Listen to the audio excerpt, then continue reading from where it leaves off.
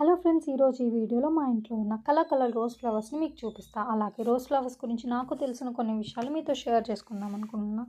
మీకు తెలుసా ఫ్రెండ్స్, ప్రపంచంలో 150 వైల్డ్ స్పీసెస్ అలాగే hybrid species 30,000 to 50,000 varieties of rose flowers ఉన్నాయంట. అందులో బ్లాక్, బ్లూ ఇలాంటివి నేను న్యాచురల్గా వచ్చిన రోజ్ ఫ్లవర్స్ కాదంట. నా చిన్నప్పుడు అయితే బ్లాక్ కలర్ రోజ్ ఫ్లవర్ ఎలా ఉంటుంది ఒక్కసారైనా చూడాలని అనుకున్నా. కొన్ని ప్లేసెస్లో బ్లాక్ కలర్ రోజ్ ఇంపార్టెంట్ ఈవెంట్స్కి యూజ్ చేస్తారంట. అది డీప్ లవ్కి సింబల్ అంట.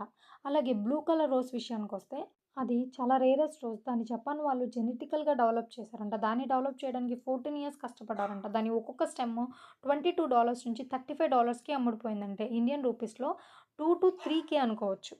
ఈ ప్రపంచంలో కాస్ట్లీయెస్ట్ రోజ్ జూలియట్ రోజ్ అంట. దాన్ని డెవలప్ చేసింది డేవిడ్ ఆస్టిన్ అంట.